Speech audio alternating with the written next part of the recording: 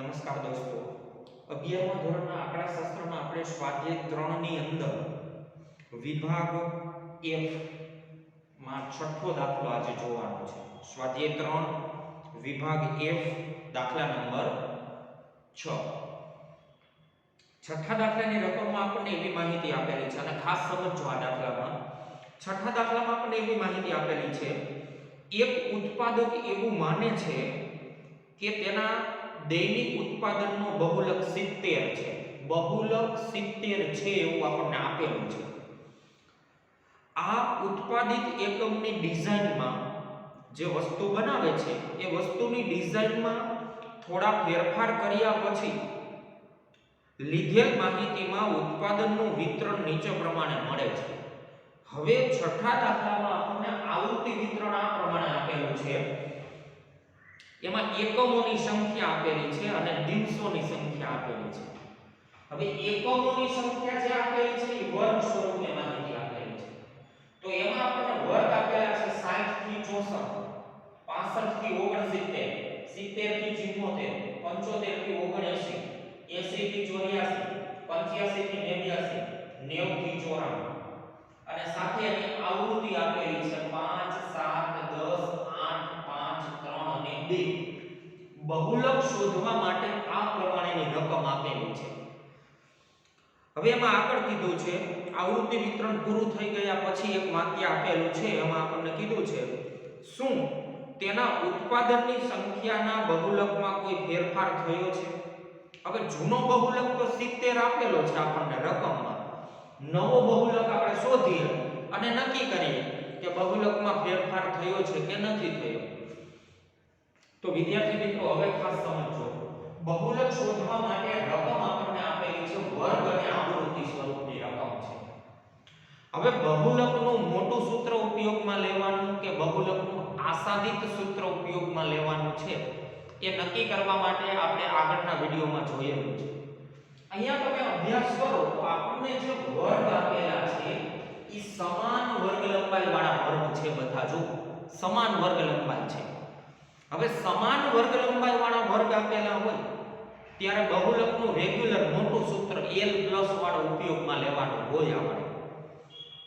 તો એક મુદ્દો ક્લિયર થઈ ગયો કે સમાન વર્ગ લંબાઈ વાળા વર્ગ છે તો બહુલકનું મોટું સૂત્ર ઉપયોગમાં આવશે L+ વાળું સૂત્ર. હવે બહુલક શોધવા માટે વર્ગ અને આવૃત્તિ તો રકમમાં આપેલા છે આપણને, તો નવા કોઈ કોલમ તૈયાર કરવાના છે નહીં. બહુલક માટેનો વર્ગ કઈ રીતે નક્કી કરવાનું આપણે આગળના દાખલાઓમાં જોયેલું છે. તો કે સૌથી મોટી આવૃત્તિ જેની સામે હોય એ આપણો બહુલક માટેનો વર્ગ થશે. તો સૌથી મોટી આવૃત્તિ જો સૌથી મોટી આવૃત્તિ 10 આપેલી છે આપણને. આ બધી જે આવૃત્તિ આપેલી છે 5, 7, 10, 8, 5, 3 અને 2, આ આવૃત્તિની અંદર સૌથી મોટી આવૃત્તિ 10. તો 10 જે આપેલા છે એને આપણે FM કહી દેવાનું છે. સૌથી મોટી આવૃત્તિની સામે શું લખી નાખવાનું છે? FM. તો FM બરાબર 10. FM નક્કી થઈ જાય એટલે આપણે શું યાદ રાખેલું છે વિદ્યાર્થી મિત્રો કે FM ની ઉપરની જે આવૃત્તિ હોય એને F1 કહી દેવાનું અને FM ની નીચેની જે આવૃત્તિ હોય એને F2 કહી દેવાનું છે. તો FM ની ઉપરની આવૃત્તિને F1 કહી દઈએ અને નીચેની આવૃત્તિને F2 કહી દઈએ. તો F1 બનશે 7 અને F2 બનશે 8. તો હવે દાખલાની અંદર FM, F1 અને F2 નક્કી થઈ ગયા છે. FM, F1 અને F2. હવે FM, F1 અને F2 નક્કી થઈ જાય એટલે દાખલો ગણવા માટેનું આપણું સૌથી પહેલું સ્ટેપ બહુલક માટેનો વર્ગ નક્કી કરી લેવાનો છે. અને આ મુદ્દો સૌથી અગત્યનો છે વિદ્યાર્થી મિત્રો, યાદ રાખજો. બહુલક માટેનો વર્ગ કેવી રીતે નક્કી કરવાનું કીધું આપણે? તો કે જેની સામે તમે FM લખેલું છે એ વર્ગ એ આપણો બહુલક માટેનો વર્ગ થશે. તો FM આપણે કયા વર્ગની સામે લખેલું છે? 70 થી 74 ની સામે આપણે FM લખેલું છે. 70 થી 74. તો 70 થી 74 વાળો વર્ગ જે છે એ આપણો બહુલક માટેનો વર્ગ થશે. 70 થી 74. બહુલક માટેનો વર્ગ નક્કી કરવા સુધી બધા વિદ્યાર્થીઓને ક્લિયર છે? સૌથી પહેલા શું કરવાનું છે? જેમ રકમ આપેલી છે એમ બેઠે બેઠી દર્શાવી દીધી. વર્ગ લખી નાખ્યા અને આવૃત્તિ લખી નાખી. પછી સૌથી મોટી આવૃત્તિ જેની સામે હતું એને એકમ કહી દીધું, ઉપરનાને F1 કહી દીધું, નીચેનાને F2 કહી દીધું. FM, F1 અને F2 નક્કી થઈ ગયા પછી પહેલું સ્ટેપ આપણું બહુલક માટેનો વર્ગ આપણે નક્કી કરવાનો છે. તો બહુલક માટેનો વર્ગ નક્કી કરવા માટે કોઈ ગણતરીઓ નથી કરવાની. જેની સામે તમે FM લખેલું છે ઈ જ તમારો બહુલક માટેનો વર્ગ. તો આપણે FM કેની સામે લખેલું છે? 10 ની સામે. તો 10 જે છે એ આપણો બહુલક માટેનો વર્ગ થશે. તો 10 વાળો બહુલક માટેનો વર્ગ એટલે 70 થી 74. તો 70 થી 74 એ આપણો બહુલક માટેનો વર્ગ નક્કી થઈ ગયો. પણ આ દાખલાની અંદર સૌથી અગત્યનો મુદ્દો હવે છે વિદ્યાર્થી મિત્રો, યાદ રાખજો. સમાન વર્ગ લંબાઈ વાળા વર્ગ તો આપેલા છે, એમાં કોઈ પ્રશ્ન નથી. પણ હવે જે મુદ્દો હું કહું છું એ સૌથી અગત્યનો છે, યાદ રાખજો. આજે 70 થી 74 માટેનો વર્ગ તમે જે નક્કી કરી નાખેલો છે, લોઅર લિમિટ 70 અને અપર લિમિટ 74 આવું કહી શકાય. પણ હું તમને એમ કહું છું કે આ દાખલાની અંદર 70 થી 74 વાળો વર્ગ જે છે એ ચાલશે નહીં. હવે પ્રશ્ન આપણી સામે એ છે કે 70 થી 74 શું કામ નહીં ચાલે? તો વિદ્યાર્થી મિત્રો અહીંયા વર્ગનો અભ્યાસ કરો. જો બધા વર્ગ શાંતિપૂર્વક વ્યવસ્થિત ખાસ સમજો. વર્ગ આપેલા છે આપણને 60 થી 64. હવે પહેલો વર્ગ જે છે એ 60 એ શરૂ થયો અને 64 એ પૂરો થાય છે. તો બીજો વર્ગ ખરેખર 64 થી શરૂ થવો જોઈએ ને, એના બદલે 65 થી શરૂ થાય છે. 65 થી 69. પછી પાછો વર્ગ જે છે એ 70 થી શરૂ થયો, 70 થી 74. પાછો વર્ગ 74 ના બદલે 75 થી શરૂ થયો, 75 થી 79. પછી 80 થી શરૂ થયો, 84. પછી 85 થી શરૂ. હવે બધા વર્ગમાં જો વિદ્યાર્થી મિત્રો ખરેખર વર્ગ આપણે અત્યાર સુધી આવી રીતે સમજતા હોય. માનો કે 0 થી 10, તો બીજો વર્ગ ક્યાંથી શરૂ થાય? 10 થી 20. પછી ત્રીજો વર્ગ 20 થી 30. તો વર્ગ જ્યાં પૂરો થાય છે ત્યાંથી શરૂ થાય, જ્યાં પૂરો થાય છે ત્યાંથી શરૂ થાય. આવી રીતે હોવું જોઈએ ને. એના બદલે આ આપણા દાખલામાં એવી રીતે વર્ગ નથી આપેલો. વર્ગ પૂરો થવામાં અને વર્ગ શરૂ થવામાં એક જેટલો ગેપ રહે છે. જો એકનો ગાળો રહે છે. 64 એ પૂરો થાય તો 65 એ શરૂ થાય છે.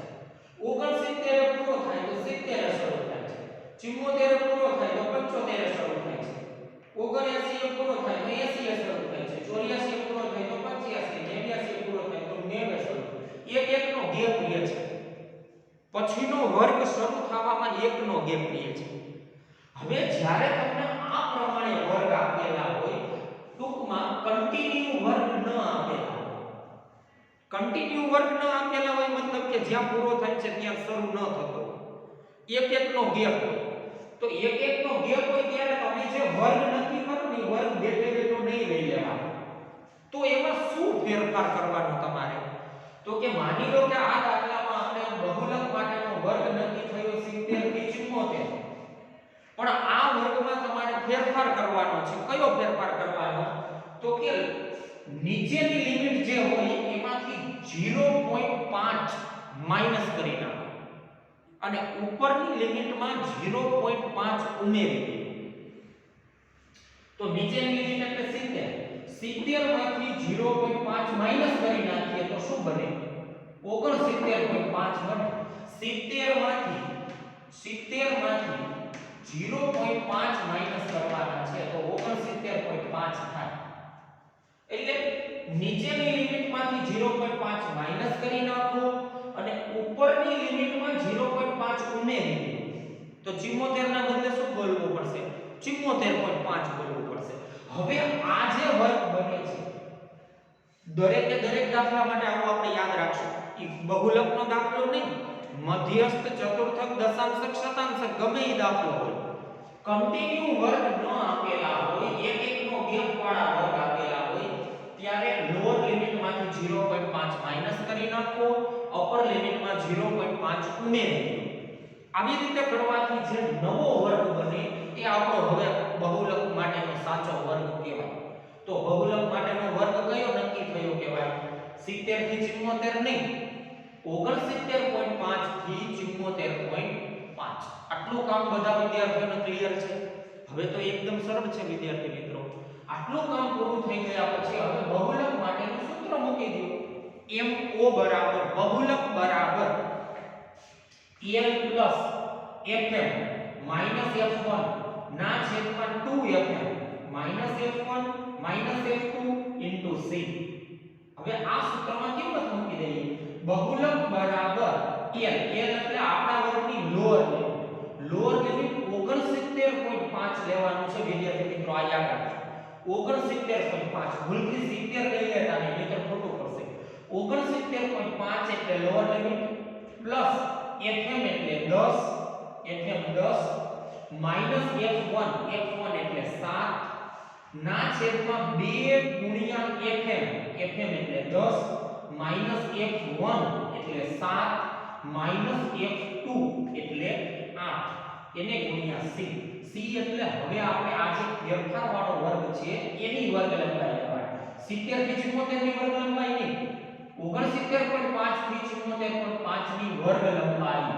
તો વર્ગ લંબાઈ કેટલી થશે? 5 ની થશે. વર્ગ લંબાઈ કેવી રીતે મળે?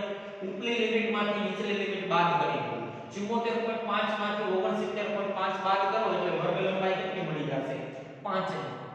હવે સાદું રૂપ આપી દો. 69.5 પ્લસ 10 માઈનસ 7 એટલે કે 3, 2 ગુણ્યા 10 એટલે કે 20, 20 માઈનસ 7 માઈનસ 8, 20 માંથી 7 એ બાદ કરવાના અને 8 એ બાદ કરવાના એટલે વધશે 5 અને વર્ગ લંબાઈ છે 5.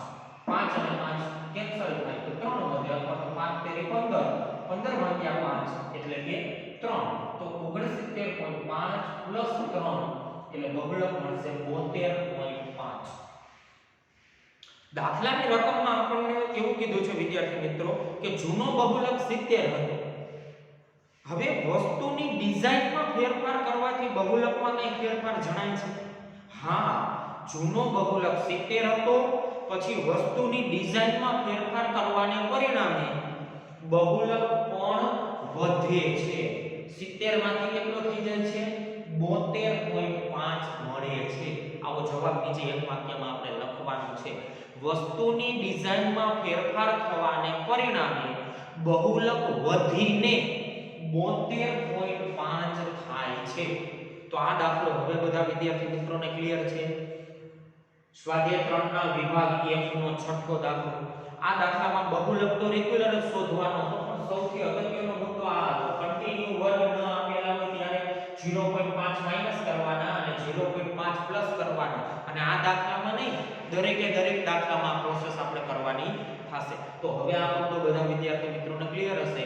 શાંતિથી વ્યવસ્થિત આ દાખલો વારંવાર જોઈને સમજી લ્યો. આવતા વિડિયોની અંદર ફરીથી મળશું નવા દાખલાની સાથે. ત્યાં સુધીમાં તમારી ફેરબુકમાં ખાસ આ દાખલો નોંધી લેજો.